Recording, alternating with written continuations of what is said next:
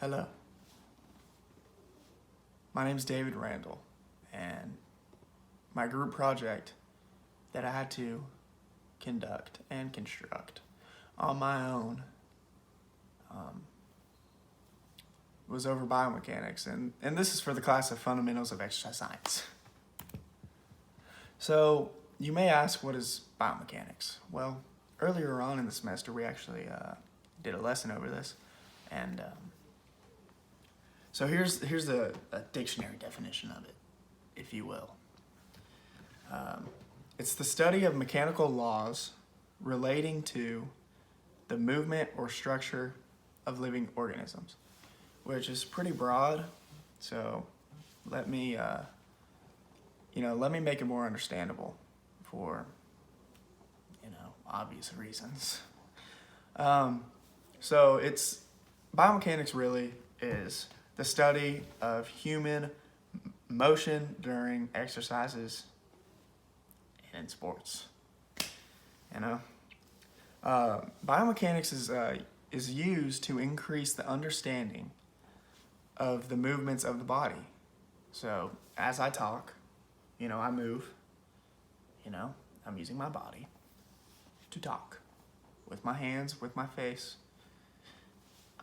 Athletes can use biomechanics to improve on their overall movements while performing a task for their specific sport or for a workout. Athletes always try to get the best out of themselves, so this is very important in their lives. Basic concepts of biomechanics, there's two major ones: motion and movement. Motion is, they go hand in hand, let's be honest. And then a couple minor ones is, force. I'll go through all these as a baseball player, as baseball is the example of these concepts. So force would be how much, you're exerting into, baseball. So if you're a hitter, how much force you're making contact with the ball. Acceleration, it's how fast you can get going. It's how fast you can, get your speed up. So, throwing, how fast you can get your arm moving. The faster the better, obviously, because everybody wants to throw gas.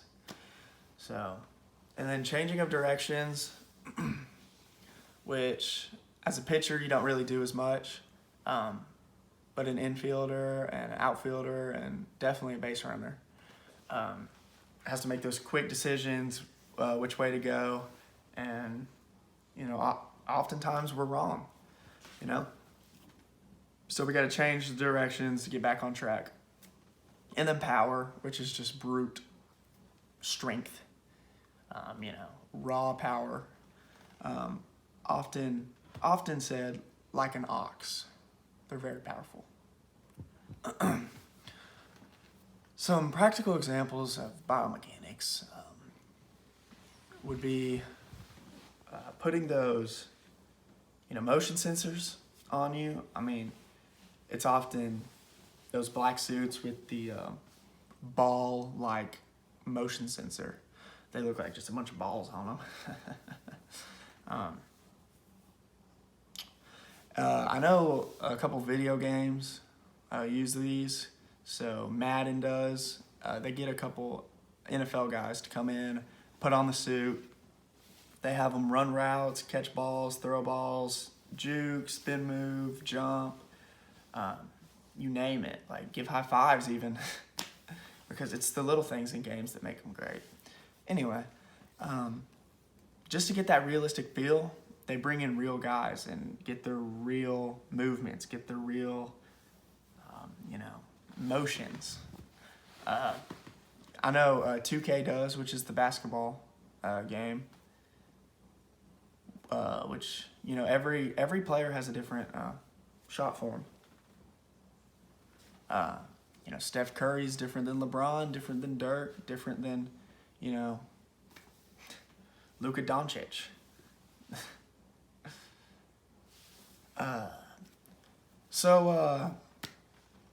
An example of this, of the motion sensors that, actually makes sense is earlier this semester we watched the Ronaldo video and followed up with the assignment.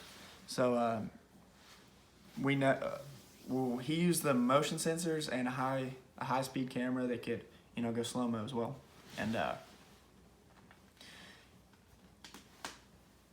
we noticed that he moves his thigh with such force and,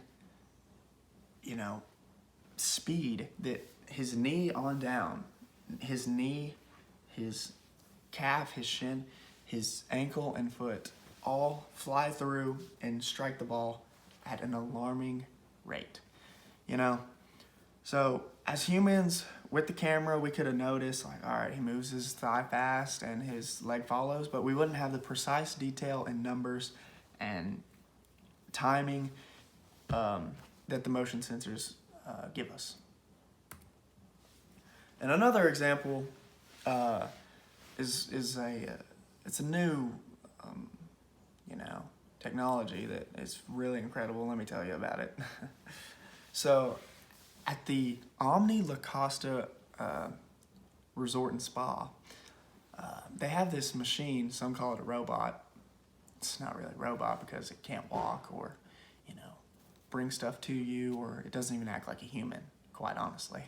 But who am I to know? Anyway, it's called it's for golf, and it's called the Robo Golf Pro.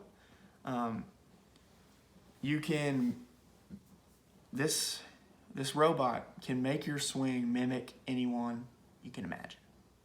That's famous, of course. So, you can put Tiger Woods on there, you can put Phil Mickelson, you can put Jack Nicklaus, you can put Ricky Fowler. I mean, I can be here all day naming the people that they have on this. So it's a big contraption. It has a screen, about a little higher than head high, and then it has one on the ground. And it has like 3 arms that come down and grab the golf club shaft. And you also grab the golf club, and it takes you through,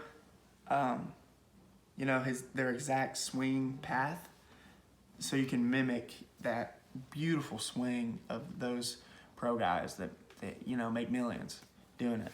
So first off, it starts off very slow and methodical, and then as you start to gain that muscle memory, the machine actually will speed up, and then you'll get off the machine, start swinging, and you should look like the golfer of your choice. They're about $150,000, so But the biomechanics of human changes over time in a lot of ways, but I'll highlight the main two. So if an athlete gets injured or tweaks a muscle, athletes have that competitive edge where they just don't want to be on the sidelines. They want to compete in everything. So if they keep playing through the injury, then their body will try to adjust for the injury, and sometimes it overcompensates, which isn't the best thing to do. So your form will change definitely if you're injured. I actually know quite a bit about injuries. Life of a baseball player, am I right? It's not a big deal, but coming back from that, I've just started throwing again, and my form and my motion, it's way different. Which is something I got to, work through. I'll probably never throw the same exact way, but it's something we just got to work through as athletes. I'll be good. I'll be good. An athlete's movement can also change with age. You know, it's hard for an athlete over a long period of time to stay nimble and flexible as they once were in their younger days. So Tiger Woods, for example, if we're going to stay on golf, in his younger years in the late 90s, he was this explosive kid with amazing hip speed, just crazy stuff. And as he got older, you know, faced a couple injuries, he just wasn't as explosive. And, you know, it has to do with flexibility and really taking care of his body. The importance of biomechanics to athletes, it's very important. You know, an athlete always cares about its technique, his mechanics, how he looks, you know, all this stuff. So in basketball, if their elbow on the jump shot is off just a centimeter, millimeter, then it will wildly change the result of you know, that he expected. So, you know, they always want to make the buckets, but if their form is off one day, then they won't have near as good of a performance.